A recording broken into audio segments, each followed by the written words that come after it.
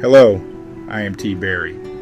If someone is bringing you wisdom and knowledge, whether it be a teacher or an experience, the fullness of its benefit cannot be obtained without God's formula, which indicates the significance of paying attention to where we must begin when it comes to wisdom, knowledge, and understanding.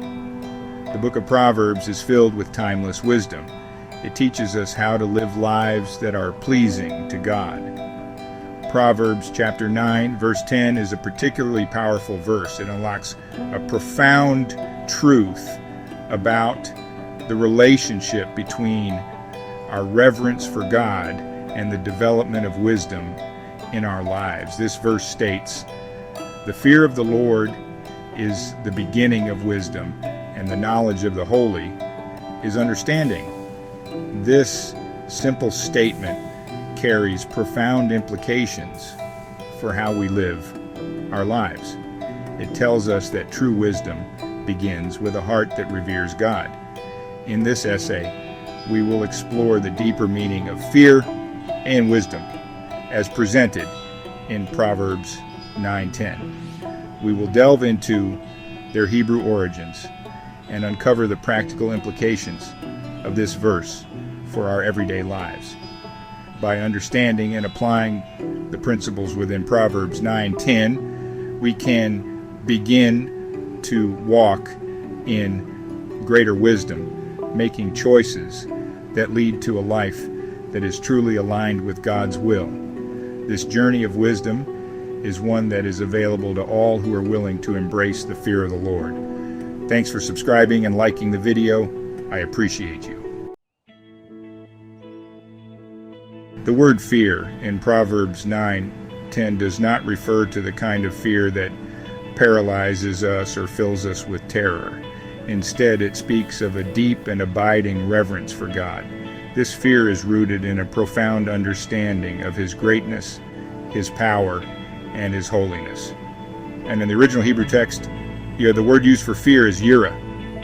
This word encompasses not only respect and awe, but also a sense of trembling before the majesty and power of God.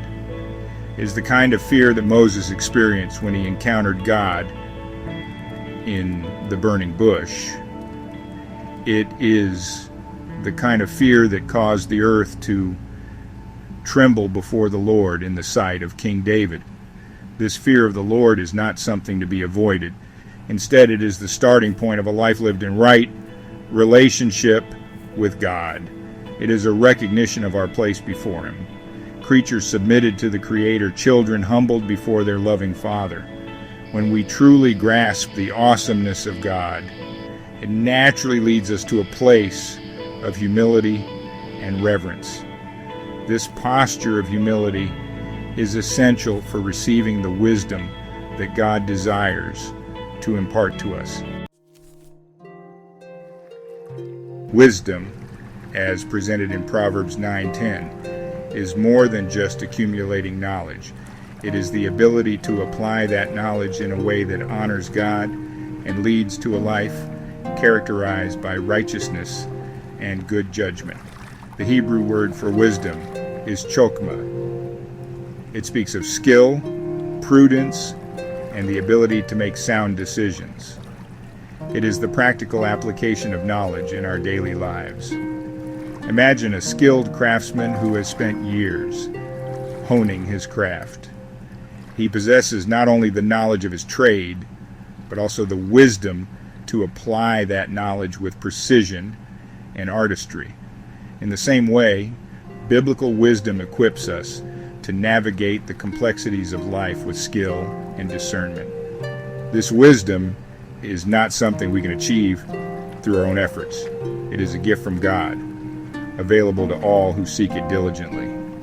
James chapter 1, verse 5 tells us, "If any of you lacks wisdom, you should ask God, who gives generously to all, without finding fault, and it will be given to you." When we fear the Lord and seek His wisdom, He generously provides us with the guidance and understanding we need to make wise choices and live lives that are pleasing to Him. To fully grasp the depth of Proverbs 9, verse 10, we must also consider the insight offered in Proverbs 1, verse 7. The fear of the Lord is the beginning of knowledge, but fools despise wisdom and instruction. This verse highlights the essential connection between fearing God and acquiring true knowledge. The Hebrew word used for knowledge here is dot. It encompasses not just factual information, but also a deep understanding and awareness of God's character and ways. This kind of knowledge is not merely intellectual, it is transformative. It shapes our hearts, minds, and actions. It allows us to see the world through the lens of God's truth and to make choices that are aligned with His will. However, this verse also warns us that those who reject the fear of the Lord also reject true wisdom and instruction. They may possess worldly knowledge, but they lack the foundational understanding that comes from knowing and revering God.